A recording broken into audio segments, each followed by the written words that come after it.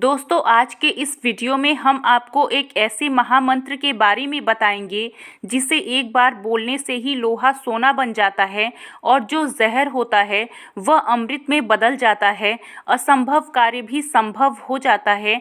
वैसे तो दुनिया में बहुत सारे ऐसे मंत्र हैं जिनका प्रभाव अलग अलग होता है, लेकिन दुनिया में इस महामंत्र के अलावा ऐसा कोई भी मंत्र नहीं है जो एक बार बोलने से ही फल प्राप्त होने लगे।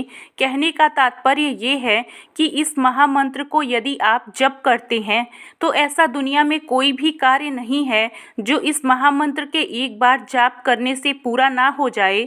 दुनिया में जितने भी प्रकार के मंत्र हैं उनमें सबसे शक्तिशाली ये मंत्र है, इसलिए इसे बड़े ही ध्यान से सुनना और समझने का प्रयास करना। इस धरातल पर जितने भी प्राणी मौजूद हैं उन सभी के ऊपर किसी न किसी प्रकार का कोई ना कोई मंत्र प्रभावी रूप से कार्य कर रहा है। और देखिए, जो आदि नाम के बारे में हमारे शास्त्रों में बताया गया है वह आदि नाम ना तो किसी के द्वारा कहा जा सकता है और ना ही बोला जा सकता है, क्योंकि वह आदि नाम अजर अमर है। उसकी न तो शुरुआत है और ना ही अंत है। उस आदि नाम को आपको जानना है। यदि आप उस आदि नाम को जान लेते हैं तो इससे आपके सभी प्रकार का संशय खत्म हो जाएगा और आपकी सभी प्रकार की मनोकामना पूरी हो जाएगी। दोस्तों, वीडियो में आगे बढ़ने से पहले अगर अभी तक आपने वीडियो को लाइक नहीं किया है तो वीडियो को लाइक करके चैनल को सब्सक्राइब ज़रूर करिएगा।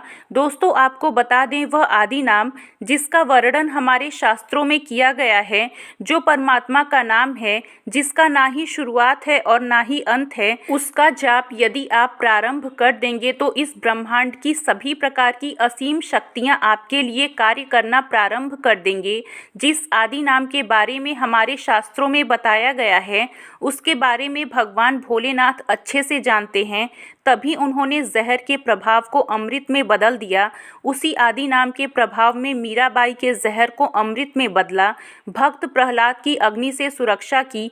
इस प्रकार से और तमाम तरह के उदाहरण आपके सामने मौजूद हैं जो हमारे पौराणिक शास्त्रों में देखने को मिलते हैं, जो आदि नाम यानी कि परमात्मा के वास्तविक नाम का चमत्कार दिखाते हैं। यानी कि स्पष्ट रूप से कहा जा सकता है कि परमात्मा का जो आदि नाम है, परमात्मा का जो वास्तविक नाम है, वह गुप्त नाम है। उसके बारे में ना तो शास्त्रों में लिखा है और ना ही किसी पुराण में लिखा है।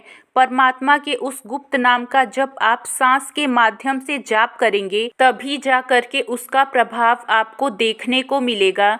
परमात्मा के उस आदि नाम के बारे में हमारे वेद शास्त्रों में अच्छे से बताया गया है, लेकिन सांकेतिक रूप से बताया गया है, जिसके बारे में जानकारी किसी को नहीं है। आपकी जानकारी के लिए बता दें, परमात्मा इस सृष्टि के कण कण में विद्यमान है। आपको बता दें कि परमात्मा के आदि नाम से बढ़ करके इस दुनिया में कुछ भी नहीं है। अब यह जानना होगा कि वह आदि नाम क्या है। तो दोस्तों, वह आदि नाम भगवान राम का नाम है, लेकिन यहाँ पर आपको स्पष्ट रूप से समझ जाना चाहिए कि जिस राम के बारे में आपको बताया जा रहा है वह दशरथ के घर जन्मे राम नहीं है, बल्कि कण कण में विद्यमान आदि राम है। यदि परमात्मा के इस नाम को आप समझ जाते हैं और इसका लगातार स्मरण करते हैं तो इससे आपकी सभी प्रकार की मनोकामना पूरी हो जाएगी। जो गूंगा है वह बोलने लगेगा, लंगड़ा भी चलने लगेगा, बाँझ को पुत्र प्राप्त हो सकता है। यानी कि कुल मिलाकर के कहा जाए तो परमात्मा का आदि नाम कल्प वृक्ष के समान कार्य करता है। जिसकी जो इच्छा है वह पूरी हो जाती है। परमात्मा के आदि नाम का लगातार जाप करो, उसे पहचानो, उसका अनुभव करो। जब लगातार आप ऐसा करेंगे तो इसका चमत्कार आपके जीवन पर होने लगेगा। परमात्मा के उस आदि नाम को यदि जानना है तो आपको भक्ति में लीन होना पड़ेगा।